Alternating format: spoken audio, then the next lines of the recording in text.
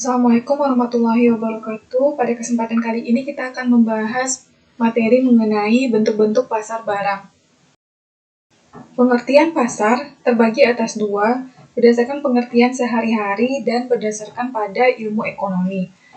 Pengertian pasar berdasarkan pengertian sehari-hari adalah suatu mekanisme yang mempertemukan pembeli dan penjual sehingga keduanya dapat berinteraksi untuk membentuk suatu kesepakatan harga. Sementara itu, dalam ilmu ekonomi, pasar merupakan bertemunya permintaan dan penawaran untuk suatu barang atau jasa yang diperjualbelikan. Dari dua pengertian ini terlihat bahwa cakupan pengertian pasar dalam ilmu ekonomi lebih luas dibandingkan dengan pengertian pasar dalam sehari-hari, yaitu yang hanya merujuk pada tempat. Pertemuan permintaan dan penawaran ini tidak hanya dilakukan di pasar sebagai tempat, tetapi juga di luar pasar, yang dilakukan melalui alat komunikasi seperti telepon, email, ataupun dengan menggunakan marketplace. Barang yang diperdagangkan tidak hanya barang konsumsi, tetapi juga merupakan barang produksi seperti mesin, bahan mentah, tenaga kerja, dan juga jasa. Selain itu juga diperdagangkan pasar modal, pasar surat berharga atau bursa.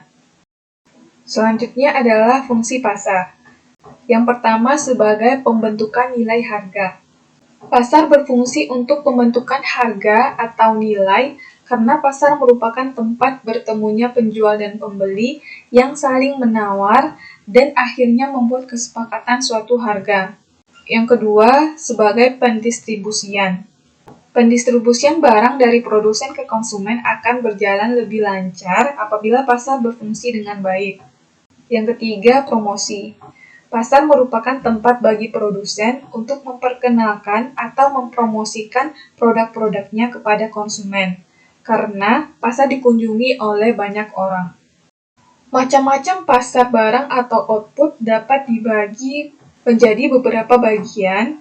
Sebelumnya, pengertian dari pasar output atau pasar barang ini merupakan pasar yang memperjualbelikan produk, barang atau jasa sebagai hasil produksi perusahaan. Yang pertama akan kita bahas pasar menurut bentuk. Pasar menurut bentuk terbagi atas dua. Yang pertama pasar persaingan sempurna atau perfect competition, dan yang kedua pasar persaingan tidak sempurna. Yang pertama, pasar persaingan sempurna atau perfect competition merupakan suatu bentuk interaksi antara permintaan dan penawaran yang ditandai oleh jumlah produsen dan konsumen yang sangat banyak dan hampir tidak terbatas. Untuk lebih lanjutnya, ciri-ciri dari pasar persaingan sempurna yang pertama adalah terdapat banyak penjual dan pembeli. Karena terdapat banyak penjual dan pembeli, maka masing-masing pihak tidak dapat menentukan harga atau penjual dan pembeli bertindak sebagai price taker atau penerima harga. Harga yang terbentuk merupakan kesepakatan antara kedua belah pihak atau disebut juga dengan mekanisme pasar. Yang kedua adalah produk yang diperjualbelikan merupakan homogen atau sama, baik dalam bentuk, warna, maupun kualitasnya. Sehingga produk yang satu merupakan substitusi yang sempurna bagi produk dari produsen yang lain. Yang ketiga, produsen dan konsumen bebas keluar masuk pasar. Artinya, tidak ada aturan tertentu yang membatasi produsen dan konsumen untuk masuk ataupun keluar dari pasar tersebut. Yang mana jika ada batasan atau hambatan akan mengurangi persaingan yang ada pada pasar. Yang keempat, penjual dan pembeli mengetahui kondisi pasar secara sempurna. Artinya, mereka dapat memperoleh informasi dengan cepat dan tepat tentang bagaimana perubahan harga dan produk sehingga masing-masing tidak dapat menjadi penentu harga, seperti yang dijelaskan sebelumnya. Yang kelima, faktor-faktor produksi bergerak bebas. Atau dengan kata lain, tidak dikuasai oleh salah satu atau beberapa produsen saja, sehingga tidak ada pihak yang dapat menentukan harga secara sepihak. Yang keenam, tidak ada campur tangan pemerintah. Yang mana jika ada campur tangan pemerintah, maka akan menimbulkan batasan dan hambatan untuk terbentuknya persaingan sempurna. Kelebihan dari pasar persaingan sempurna ini yang pertama adalah tidak ada atau tidak terlihat kegiatan saling menyaingi antar penjual atau produsen. Yang kedua, penjual tidak mungkin mengadakan persaingan harga untuk merebut pasar, karena harga pasar adalah suatu yang harus diterima masing-masing produsen. Yang ketiga, barang yang ditawarkan penjual atau produsen akan laku berapapun jumlahnya tanpa mengalami penurunan harga. Yang keempat, tidak mungkin mengubah bentuk barang untuk merebut pasar karena adanya homogenitas atau persamaan barang. Yang kelima, informasi tentang pasar telah diketahui oleh saingan usaha dan usaha untuk menyaingi perusahaan lainnya juga tidak menghasilkan apa-apa karena jumlah saingan sangat tidak terbatas.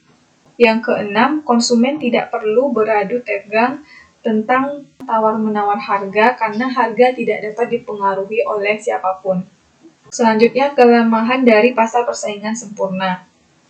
Yang pertama, pasar persaingan sempurna sulit untuk dijumpai karena yang pertama, homogenitas barang sulit dilaksanakan sebab konsumen lebih sering datang ke pasar yang bersifat heterogen atau banyak pilihan alternatifnya. Yang kedua, harga tidak dapat ditawar-tawar lagi. Yang kedua, adanya kemajuan ilmu pengetahuan, teknologi, dan informasi menyebabkan kemajuan dalam kualitas, kuantitas, serta jenis yang memaksa adanya persaingan produk antar produsen. Yang ketiga, keuntungan maksimum yang diperoleh pedagang sudah dapat diprediksi sejak awal, karena harga tidak dapat dipengaruhi oleh pedagang ataupun konsumen. Yang keempat, pasar gelap atau black market dapat muncul sewaktu-waktu. Yang kedua, pasar persaingan tidak sempurna. Pengertian dari pasar persaingan tidak sempurna merupakan pasar yang jumlah penjual dan pembelinya tidak sebanding atau tidak seimbang, yang mana pasar dikuasai oleh satu atau beberapa penjual, sedangkan pembelinya juga satu atau beberapa pembeli. Bentuk-bentuk pasar persaingan tidak sempurna terdiri atas yang pertama, monopoli, oligopoli, persaingan monopolistik, monopsoni, dan oligopsoni. Yang pertama, monopoli merupakan suatu bentuk interaksi antara permintaan dan penawaran yang ditandai oleh hanya ada satu penjual atau produsen di pasar berhadapan dengan permintaan seluruh pembeli atau konsumen. Ciri-ciri dari pasar ini yang pertama, hanya ada satu penjual dan banyak pembeli. Yang kedua, tidak ada perusahaan yang dapat membuat barang substitusi yang sempurna. Yang ketiga, rintangan cukup kuat untuk masuk ke pasar monopoli, baik dari segi penguasaan sumber daya alam, biaya produksi yang tidak efisien, hingga peraturan dari pemerintah. Yang keempat, pembeli tidak ada pilihan lain dalam membeli barang. Yang kelima, keuntungan hanya terpusat pada satu perusahaan. Kelebihan dari pasar monopoli yang pertama, keuntungan penjual cukup tinggi. Kedua, untuk produk yang menguasai hajat hidup orang banyak, biasanya diatur oleh pemerintah. Sementara itu kelemahannya yang pertama, pembeli tidak ada pilihan lain untuk membeli barang. Yang kedua, keuntungan hanya terpusat pada satu perusahaan karena dia bersifat monopoli. Yang ketiga, terjadi eksploitasi pembeli. Selanjutnya yang kedua, bentuk pasar oligopoli merupakan suatu bentuk interaksi permintaan dan penawaran di mana terdapat beberapa penjual atau produsen yang menguasai seluruh permintaan pasar. Artinya, terdapat beberapa penjual atau produsen, sedangkan pembelinya banyak. Ciri-ciri dari pasar oligopoli, yang pertama, terdapat beberapa penjual atau produsen yang menguasai pasar. Yang kedua, barang yang diperjualbelikan dapat homogen, dapat pula berbeda corak. Yang ketiga, terdapat halangan masuk yang cukup kuat bagi perusahaan di luar pasar untuk masuk ke dalam pasar. Yang keempat, satu di antara oligopoli merupakan market leader, yaitu penjual yang memiliki pangsa pasar yang terbesar. Oligopoli ini terdiri dari dua macam. Yang pertama, oligopoli murni yang ditandai beberapa perusahaan menjual produk yang homogen. Yang kedua, oligopoli dengan pembedaan yang ditandai beberapa perusahaan menjual produk yang dapat dibedakan. Sedangkan dampak negatif dari bentuk pasar ini yang pertama, keuntungan yang terlalu besar bagi produsen dalam jangka panjang. Yang kedua, timbul inefisiensi produksi. Yang ketiga, eksploitasi terhadap konsumen dan karyawan perusahaan, seperti halnya dengan pasar monopoli. Yang keempat, harga yang tinggi cenderung stabil, yaitu sulit untuk harganya itu turun. Yang akhirnya mendorong terjadinya inflasi yang kronis di masa depan. Kebijakan yang dapat dilakukan untuk mengatasi oligopoli ini yang pertama, pemerintah mempermudah masuknya perusahaan baru ke dalam pasar untuk menciptakan persaingan. Yang kedua, diberlakukannya undang-undang anti kerjasama antar produsen. Yang ketiga, persaingan monopolistik. Pengertian dari pasar ini merupakan suatu bentuk interaksi antara permintaan dan penawaran yang di dalamnya terdapat sejumlah besar penjual atau produsen yang menawarkan barang yang sama, tetapi masing-masing memiliki ciri-ciri khusus. Ciri-ciri dari pasar persaingan monopolistik yang pertama terdapat banyak penjual atau produsen di pasar. Yang kedua, barang yang diperjualbelikan merupakan differentiated product. Yang ketiga, para penjual memiliki kekuatan monopolis atas barang produksinya sendiri. Oleh karena itu, harus memperhitungkan persaingan dengan barang-barang lain yang sama tetapi berbeda corak. Yang keempat, untuk memenangkan persaingan, setiap penjual aktif melakukan promosi iklan. Yang kelima, keluar masuk pasar relatif mudah dibandingkan dengan pasar oligopoli. Yang keenam, jumlah perusahaan sangat kecil dibandingkan dengan output total. Kelebihan dari pasar persaingan monopolistik yang pertama, penjual tidak sebanyak pasar persaingan sempurna. Yang kedua, produsen terpacu untuk berkreativitas. Yang ketiga, pembeli tidak mudah berpindah dari produk yang dipakai selama ini. Sedangkan kelemahannya yang pertama, biaya yang mahal untuk ke pasar monopolistik karena untuk masuk pangsa pasar tertentu dibutuhkan riset dan pengembangan produk. Yang kedua, persaingan sangat berat karena pasar biasanya didominasi oleh produk-produk yang telah ternama. Yang keempat dan yang kelima adalah pasar monopsoni dan pasar oligopsoni. Pasar monopsoni merupakan suatu bentuk pasar yang dikuasai oleh suatu orang, badan, atau lembaga pembeli dengan penawaran dari sejumlah penjual atau produsen. Sedangkan pasar oligopsoni, suatu bentuk pasar yang dikuasai oleh lebih dari 2 orang pembeli dengan penawaran dari sejumlah penjual atau produsen. Poin B, pasar menurut waktu. Menurut waktu, pasar terbagi atas 4. Yang pertama, pasar harian. Pasar harian merupakan tempat pasar di mana pertemuan antara pembeli dan penjual dapat dilakukan setiap hari. Dan biasanya barang yang diperdagangkan merupakan barang kebutuhan konsumsi, produksi, bahan mentah, dan jasa. Yang kedua, pasar mingguan merupakan pasar dengan proses jual beli yang dilakukan setiap seminggu sekali, yang biasanya terdapat di daerah yang masih jarang penduduk, seperti di pedesaan. Yang ketiga, pasar bulanan merupakan pasar yang diselenggarakan sebulan sekali, terdapat di daerah tertentu, dan biasanya pembeli membeli barang tertentu yang kemudian akan dijual kembali. Contohnya adalah pasar hewan.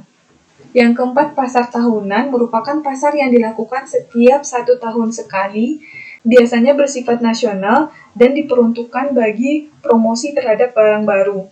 Misalnya pameran pembangunan, pasar malam menjelang Hari Raya Idul Fitri.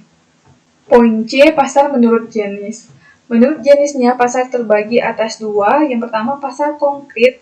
Yang kedua, pasar abstrak. Pasar konkret merupakan suatu pasar tempat pembeli dan penjual bertemu secara langsung untuk mengadakan transaksi jual beli barang atau jasa. Sedangkan pasar abstrak merupakan penjual dan pembeli dapat bertemu secara langsung atau tidak langsung, dan barang yang ditawarkan pun hanya berupa contoh. Transaksi jual belinya dapat dilakukan melalui alat komunikasi, telepon, surat, atau marketplace. Contohnya adalah pasar bursa surat berharga, saham, bursa valuta asing, pasar uang, dan pasar modal. Poin D, pasar menurut wilayah pemasarannya, terbagi atas 4, pasar lokal, pasar daerah, pasar nasional, dan pasar internasional. Pasar lokal merupakan pasar yang menjual barang-barang untuk kebutuhan masyarakat sekitar, seperti pasar sayuran, pasar bunga, dan pasar ikan. Yang kedua, pasar daerah merupakan pasar yang menjual hasil produksi pada daerah tertentu. Biasanya dalam pasar ini berkumpul para pedagang menengah yang melayani pedagang kecil atau eceran. Contohnya adalah pasar sepatu di Cibaduyut. Yang ketiga, pasar nasional merupakan pasar yang memperdagangkan barang-barang yang konsumennya meliputi seluruh wilayah negara. Misalnya pasar modal, bursa efek, dan bursa tenaga kerja. Sedangkan yang terakhir, pasar internasional merupakan pasar yang memperdagangkan barang-barang yang konsumennya meliputi dunia internasional. Contohnya adalah pasar internasional karet di Singapura, pasar wol di Sydney, pasar kopi di Santos, Brazil, dan pasar gandum di Kanada. Baik, sekian materi pada kesempatan kali ini. Semoga apa yang disampaikan bermanfaat. Assalamualaikum warahmatullahi wabarakatuh.